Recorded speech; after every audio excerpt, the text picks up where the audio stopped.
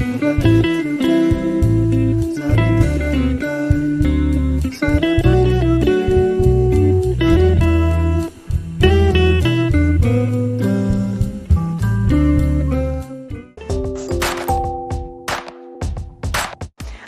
si celebrano i santi Fabrizio e Filiberto. Il nome Fabrizio ha origine latina e significa fabbro artigiano. Il nome Filiberto ha origine tedesca e significa persona illustre. Il 22 agosto è la giornata mondiale del latte vegetale, World Plant Milk Day, istituita nel 2017 dal cofondatore del magazine plant-based New Robbie Loki, in collaborazione con il gruppo internazionale di sensibilizzazione alimentare ProVeg. L'obiettivo dell'iniziativa è far conoscere alternative al latte vaccino e sensibilizzare la popolazione su aspetti che riguardano la salute, il rispetto per l'ambiente e il benessere degli animali. Con la denominazione latte vegetale si intende in generale l'insieme di bevande di origine vegetale idonee al consumo umano. Gli ingredienti più spesso utilizzati sono mandorle, cocco, soia, avena e riso. È il 22 agosto del 1902. Viene fondata a Detroit la Cadillac Automobile Company, destinata a diventare un marchio di gran lusso. Dal 1908 parte della grande famiglia della General Motors. Promotore dell'iniziativa è William Murphy, un commerciante di legnami, tra i primi azionisti della Ford Motor Company, che le dà il nome dell'ufficiale francese Antoine de la Mont Cadillac, al quale si deve la fondazione nel 1701 della città di Detroit. Ma perché le punture delle zanzare provocano quel fastidioso prurito? In questo periodo vi sarà sicuramente capitato di avere qualche puntura a causa delle zanzare. Dopo aver bucato la pelle, le zanzare iniettano un liquido anticoagulante, grazie al quale riescono a succhiare il sangue delle loro vittime prima che si secchi. Il fastidioso prurito e l'arrossamento sono dovuti alla reazione allergica, più o meno evidente, a questa sostanza. In realtà a pungere sono solo le femmine, che hanno bisogno del sangue per portare a maturazione le uova.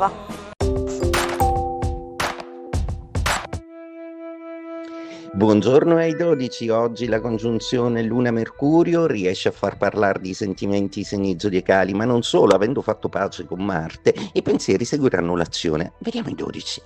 Ariete, per voi è ottimo perché Marte ha finito di punzecchiare Saturno e Nettuno nei vostri gradi e proprio il vostro pianeta si accorda con questa Luna e Mercurio in uno splendido trigono da Leone per i vostri gradi, dandovi di nuovo la capacità di gestire tutto, di salvare tutto, sia amore che lavoro, e soprattutto, da bravi capi e condottieri quali siete, dare una nuova direzione a tutta la vostra vita.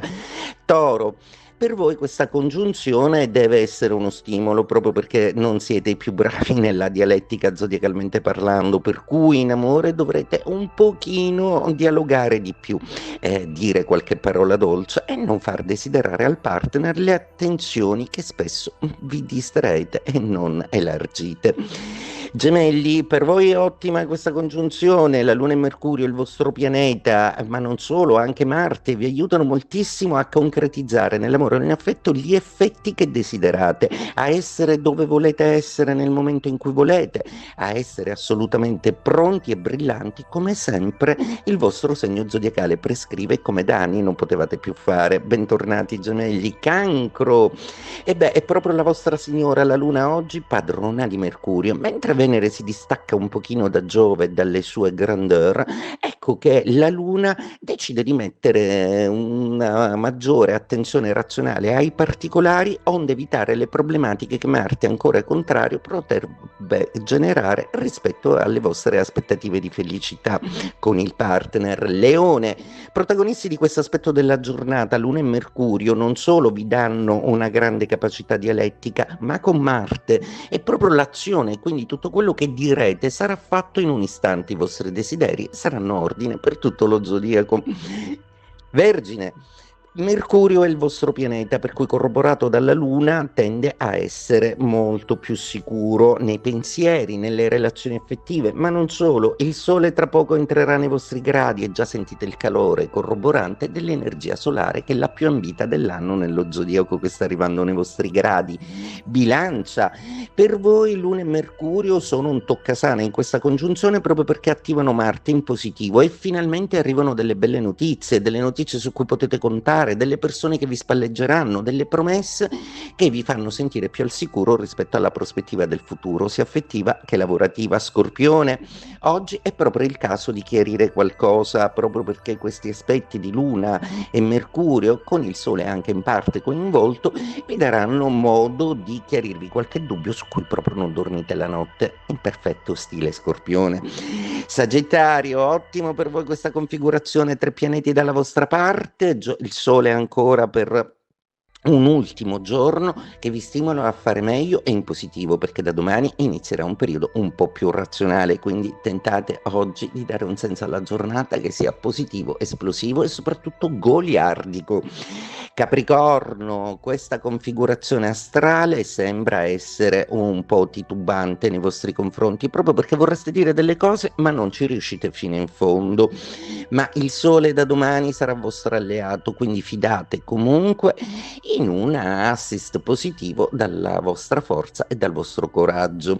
Acquario, per voi questa congiunzione confonde un po' le idee, forse oggi è il caso di non dire proprio, anche perché tra l'altro avete aspettato tanto, domani il Sole esce dalla vostra opposizione, quindi avete di nuovo campo libero e vi potrete muovere in una maniera più sicura. Oggi però acqua in bocca. Pesci, ebbene, questa configurazione è molto distante nei vostri gradi e sta cominciando il Sole a farvi avvertire che sta cambiando stagione, quindi cercate di essere un pochino più filosofici nell'accettare anche i cambiamenti degli altri, che spesso non seguono il ritmo fedele dei vostri sentimenti. Il 22 agosto del 1864 veniva firmata da 12 Stati europei la prima Convenzione di Ginevra per il miglioramento delle condizioni dei feriti delle forze armate in campagna. Il documento ha gettato le basi del diritto internazionale umanitario contemporaneo, stabilendo regole universali per la protezione delle vittime nei conflitti, l'obbligo di estendere senza discriminazione le cure a tutti i militari feriti e malati, il rispetto del personale medico, del materiale e delle attrezzature sanitarie attraverso l'emblema protettivo della Croce Rossa, fondata un anno prima. Una lezione importante da imparare. Ci capita spesso di sperare, ma a volte le cose non vanno come vorremmo e finiamo per piangere dietro a ciò che è andato storto. Gli inglesi hanno un modo di dirlo molto semplice: don't cry over spilled milk, che possiamo tradurre come non piangere sul latte versato. Cosa vuol dire? Significa che non dovremmo preoccuparci per qualcosa che non possiamo cambiare più.